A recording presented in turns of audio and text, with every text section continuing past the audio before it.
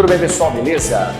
Nós vamos fazer uma atualidade hoje bem interessante, algo que nos vestibulares aparece sempre, que é o assunto da tensão nuclear entre Coreia do Norte e Estados Unidos, que é um tema que volta e meia vai aí assim, ó, os dois países parecem que são aliados num dado momento, viram inimigos, então é um tema de grande valia para nós, de grande valor. Para ter um entendimento, a primeira coisa é compreender geograficamente a Coreia do Norte, ou a Península Coreana em sua totalidade. Então, é um território, é uma península que fica aqui entre Japão e China. Então, quer dizer, as Coreias ficam entre dois inimigos bem interessantes.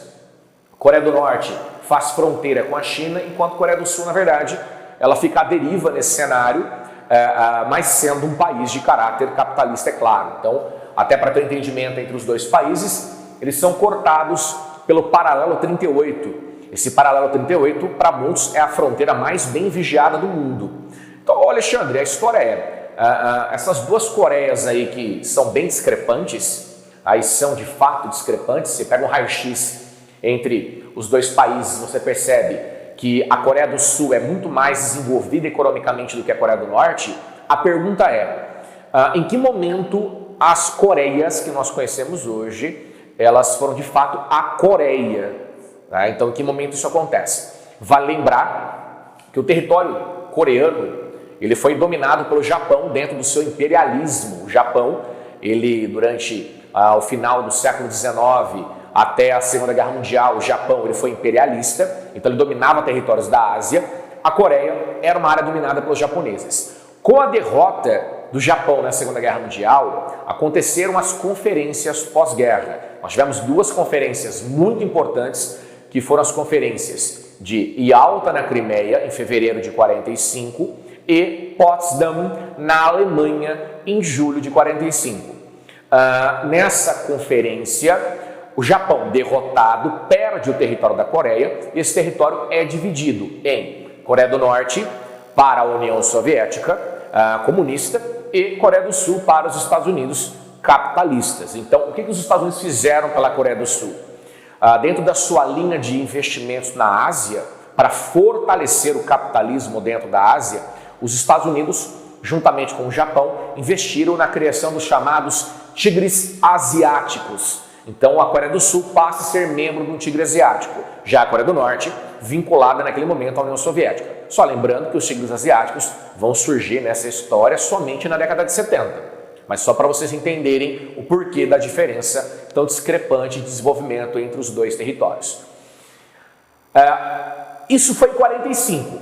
Em 50 vai acontecer, em 1950 vai acontecer a Guerra das Coreias. A Coreia do Norte, portanto influenciada pela União Soviética, vai invadir a Coreia do Sul. Então aqui estava a divisão. A Coreia do Norte invade a Coreia do Sul e estrangula a Coreia do Sul. A ONU, tutorada pelos Estados Unidos por sua vez, resolve que devem reagir e vão sufocar a Coreia do Norte numa reação. Qual a parte importante dessa história? A União Soviética, nesse momento, pula fora do barco, não que ela abandone a Coreia do Norte, mas ela para de investir. E quem vai assumir uma posição nesse momento são os chineses. Então a China passa a influenciar a Coreia do Norte e com a ajuda chinesa a Coreia do Norte volta a sufocar a Coreia do Sul. E dentro desse conflito, portanto, em 51, após diversos ataques, meio que se restabelece a fronteira inicial. Isso, na verdade, vai acontecer especificamente em 53, quando é assinado pelos dois países um armistício. O que é o armistício? É um cessar-fogo. O que significa, Alexandre? Que, na verdade, a guerra entre as Coreias, ela nunca acabou. Então, se a Coreia do Norte atacasse a Coreia do Sul, ou a Coreia do Sul, por sua vez, atacasse a Coreia do Norte, o que aconteceria? Na verdade, seria uma retomada de guerra, lá da década de 50. Então, armistício é um cessar-fogo e não, de fato, um cenário de fim de conflito. Resultado, a partir disso, então, vale ressaltar que a década de 50 é um momento de Guerra Fria. E o que significa isso? Que as tensões ideológicas entre capitalismo e socialismo estão assim afloradas. Então você tem uma Ásia em que capitalismo e socialismo estão em brigas constantes. Por isso, Coreia do Sul e Coreia do Norte viram foco desse processo de conflito. E quem vai assumir o poder da Coreia do Norte é o seu líder supremo, o pai criador, o pai fundador, Kim Il-sung. Ele lutou em nome da Coreia do Norte na guerra e acabou virando o grande líder do país. Ele, um líder carismático com sua população, com seu povo, passa a ser o ditador da Coreia do Norte. É até interessante fazer uma ressalva disso, de que a Coreia do Norte é, portanto, uma dinastia comunista, ou seja, é um poder passado de pai para filho. Tanto que a Coreia do Norte, até então, tem na sua história apenas 3 líderes. Ele foi o primeiro, Kim Il-sung. E a pergunta é, esse pai fundador, esse cara com uma imagem positiva à população, ele mantinha uma boa relação com os Estados Unidos. Então, eu estou colocando um evento aqui, um cenário, que foi a década de 90, quando Kim Il-sung ainda era o líder do país e o presidente dos Estados Unidos era Bill Clinton. A relação entre os dois era muito boa, até porque a década de 90 é uma década muito ruim para a Coreia do Norte, por conta de uma grave seca. Milhares de pessoas morreram no país, a fome tomou conta do país, e numa relação com os Estados Unidos, eles ajudaram a Coreia do Norte com petróleo, alimento, dinheiro, e em troca a Coreia do Norte diminuiu o seu programa nuclear. Nossa, mas a Coreia do Norte também tem um programa nuclear? Sim, desde a década de 50. E por que a Coreia do Norte tem? Porque ela tem uma riqueza muito grande de material nuclear no país. Então você pega, por exemplo, o urânio tem quantidade abundante no país. Em 94, o seu líder, o pai fundador, morre. Em seu lugar assume Kim Jong-il, que já é um líder um pouco mais firme, mas que ainda a relação com os Estados Unidos não era tão deturpada. Ela fica deturpada quando? Quando Kim Jong-il vai ter como líder dos Estados Unidos George Walker Bush. Por que é interessante olhar com essa característica? Porque Bush havia criado um termo chamado Eixo do Mal, do qual a Coreia do Norte fazia parte. A Coreia do Norte, Irã e Iraque eram países de ameaça nuclear. Quando Bush cria o termo Eixo do Mal, a Coreia do Norte toma uma decisão radical. Ela sai da TNP. O que é a TNP? É o Tratado de Não Proliferação Nuclear do ano de 68, que de certa forma a TNP é o que dava garantias de projetos nucleares espalhados pelo mundo. Então quer dizer, como a TNP e a Coreia do Norte dentro dela, se tinha uma dimensão do que estava sendo feito de forma nuclear lá. Coreia do Norte fora da TNP, ela se torna uma ameaça nuclear na visão dos Estados Unidos. Então as relações são deterioradas nesse momento, não que seriam amenizadas com a ascensão do Obama. Na verdade, o Obama, com a sua diplomacia inteligente, ele meio que conduz a Coreia do Norte em banho-maria, ele se preocupa muito mais com os embargos econômicos do que propriamente com agressão verbal, com caráter militar. E a situação, na verdade, vai ser uma situação complicada quando, em 2011, morre Kim Jong-il e assume em seu lugar seu filho, Kim Jong-un. A ascensão dele muda radicalmente as relações. Por quê? Primeiro, porque diferentemente do pai dele, Kim Jong-il, o pai, ele foi, na verdade, politicamente, ele trabalhou junto com o Kim Il-sung. Então, pai fundador Kim Il-sung. O seu filho, Kim Jong-il, viveram juntos. Então, até então, a Coreia do Norte tinha um líder que havia vivenciado a história do país.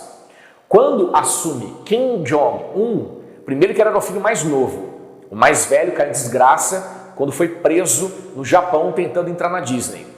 E aí você tem um filho mais novo que foi criado na Suíça e que pouco sabia sobre o próprio país. Na verdade, nem a idade dele as pessoas sabem. Então, qual era o primeiro temor? O primeiro temor era um cara muito jovem ascendendo a um poder de um país de caráter nuclear. Então, muitos temeu a irresponsabilidade dele e, ao mesmo tempo, a falta de experiência. Tanto que as bolsas tiveram um colapso, o dólar caiu quando ele assumiu, e ele deixou claro que a política dele era a continuidade do que o pai havia feito. Só porque você tem uma mudança radical. Ele está no poder da Coreia do Norte e o seu adversário é Donald Trump. Trump, quando assume o poder dos Estados Unidos, ele ataca gritantemente a Coreia do Norte. Chega a dizer o seguinte, ó, ele chega a colocar a seguinte fala em agosto de 17. Os Estados Unidos têm grande força e paciência, mas se forem forçados a defender a si ou aos seus aliados, não teremos outra escolha além de destruir totalmente a Coreia do Norte. Em 17 ele propôs atacar a Coreia do Norte. Mas e aí? Então, primeira postura de Trump é uma pressão forte, deixando claro o porquê disso. Se você voltar ao mesmo ano, vai se lembrar de que foi o ano antecessor ou predecessor às tensões com a China. Vai lembrar que as relações entre China e Estados Unidos se tornaram muito ruins em 2018, quando a guerra comercial começa. Então, deixando claro, Trump está agredindo verbalmente a Coreia do Norte, não porque ela odeia a Coreia do Norte, mas porque ela quer ofuscar a China, que é o maior parceiro da Coreia do Norte. Essa é a proposta, essa é a política do Trump. Então, no primeiro momento, uma pressão intensa. Qual é o ponto de partida? A pressão não funcionou. Então, o segundo momento do Trump qual é? Eu estou tentando bater na China e não funciona. Então, quer dizer, se o aliado da China eu tenho agredido verbalmente, por que não me aproximar desse aliado da China e tentar ir por um outro caminho e agredir os chineses? Então, na verdade, a segunda etapa é a aproximação histórica. O que o Trump fez como líder norte-americano é inédito na história das relações entre Coreia do Norte e Estados Unidos. E, de repente, o que parecia ser uma coisa muito bacana, a ponto de ter um encontro histórico em 12 de junho de 2018, um encontro fantástico, a primeira vez que líderes um presidente norte-americano em ativa, é bom deixar claro isso, é a primeira vez que um presidente norte-americano em atividade se encontra com um líder norte-coreano. Eu falo isso porque Jimmy Carter, por exemplo, esteve na Coreia do Norte, mas não mais como presidente. Então, um exemplo importante. Eles tiveram um encontro em Singapura, dia 12 de junho de 2018, e selaram um grande acordo. E agora nós estamos em 2020 e a sensação que se tem é que há uma estagnação do acordo. E isso ficou claro quando Kim Jong-un falou em retomar o seu programa nuclear. Então a sensação que se tem agora é uma estagnação das relações. Então aqui, ó, o primeiro encontro deles já é aqui data de 1º de julho, o momento em que o acordo é firmado, tá? A assinatura do acordo e aqui o acordo firmado. Então, é um primeiro cenário para vocês pensarem a respeito. Aqui, 28 de fevereiro de 2019, o segundo encontro. Esse segundo encontro foi no Vietnã. Então, o primeiro foi em Singapura, que é um tigre asiático. Aí o segundo é no Vietnã, que é um novíssimo tigre asiático e é um país socialista. Aqui, inclusive, até tempo atrás, não tinha relações muito próximas com os Estados Unidos, mas essas relações foram tomadas, e claro, por conta da guerra do Vietnã, obviamente. Só que se você olhar para a imagem, a sensação que tem que o segundo encontro foi horrível, foi mesmo horrível. Acabou antes do prazo, não se tinha claramente resultados em relação a propostas. Então assim, Alexandre, a questão por que o segundo encontro parece ser falho em detrimento de um primeiro que foi tão bom? O problema é que você tem um primeiro encontro com intenções, mas nada concreto. O segundo encontro, ele era para solidificar essas intenções. E qual que é a maior intenção? É a desnuclearização da Coreia do Norte. Então isso não aconteceu. E aí, um terceiro encontro acontece em 1º de julho de 19, que foi numa área bem interessante, um gesto histórico. O Trump, mais uma vez fazendo história, primeiro presidente norte-americano a pisar na Coreia. Inclusive essa área, essa foto, ela é proposital, porque é uma zona desmilitarizada, é a área entre Coreia do Norte e Coreia do Sul. Inclusive o Trump pisou literalmente na Coreia do Norte, porque ele atravessou essa zona desmilitarizada por várias vezes, sendo até um ato meio incomum. Esse encontro ele é meio que às pressas, porque se percebe uma Coreia do Norte retomando a atividade nuclear. uma coisa estava firmado que eles iam parar. Na verdade, a Coreia do Norte se mostrou super afim de parar o projeto, mas não viu por parte do Trump uma reação de reciprocidade.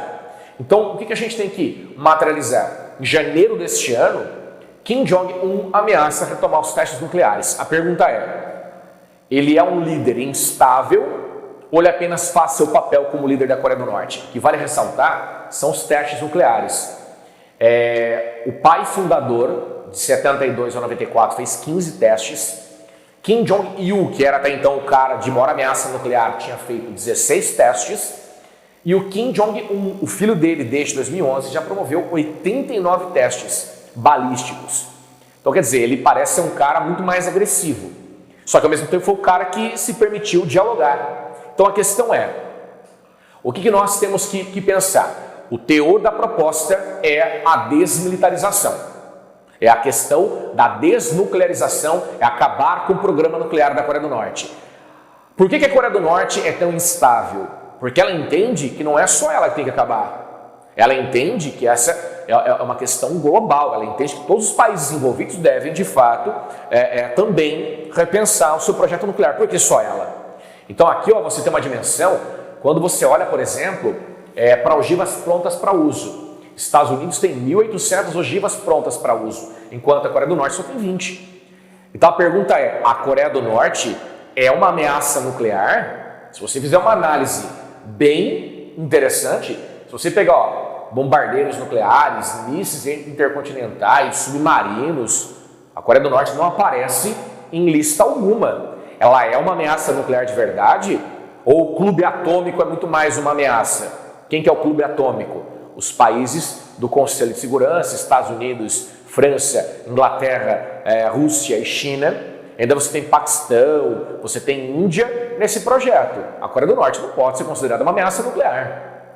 Então tem que ser revisto esse conceito. Então ela entende que ela vai parar com a questão nuclear, mas outros terão que parar, porque ela não é o problema mais significativo. Agora, o que vem na cabeça aqui, interessante, aonde os mísseis da Coreia do Norte poderiam atingir. Então o Brasil sairia ileso caso isso acontecesse.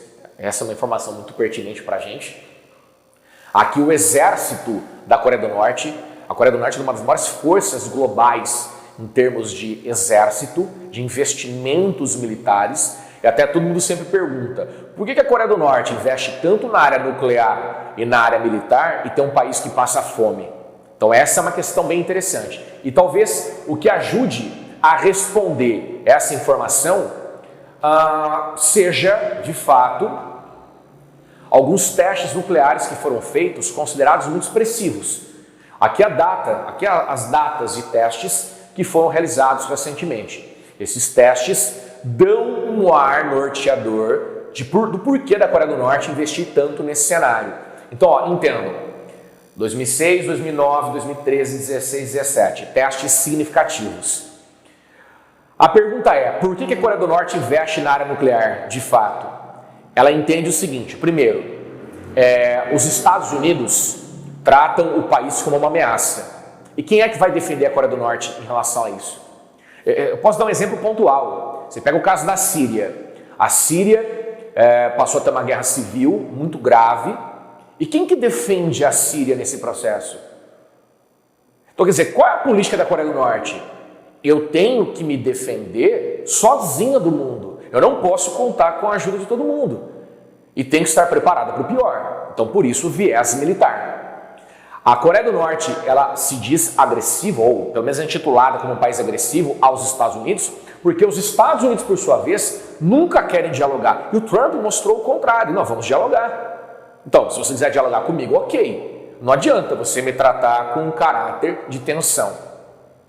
E ela também entende que ela só vai ser respeitada quando ela virar uma ameaça. Do que está falando, Alexandre? Reparem, os testes nucleares dela foram feitos exatamente numa época em que a guerra Afeganistão-Iraque estava em alta. Ou seja, o mundo focado no Iraque, o mundo focado no Afeganistão e ela. Ela tem problemas também. Quem que vai olhar por ela? É aquela velha máxima, a Somália passa fome. Quem de fato hoje olha para a Somália e fala, não, a gente tem que ajudar a Somália a qualquer custo? Ninguém, porque a Somália não é uma ameaça. Agora a Coreia do Norte tem problemas sociais muito significativos e ela é considerada uma ameaça. Então, quando a Coreia do Norte ela quer entrar numa pauta internacional de discussão, ela faz testes. Então percebam que sempre os testes foram feitos em momentos significativos. É isso. Ela quer ser respeitada, ela quer que toda a composição de relacionamento global coloque o país dentro de um patamar de igualdade. É basicamente essa a proposta central. Tudo bem, galera? Então é isso. O tema Coreia do Norte é um tema super relevante. Fiquem atentos porque em 2020 já novas situações aconteceram e fatalmente o vestibular vai cobrar isso de vocês. Um forte abraço, até breve.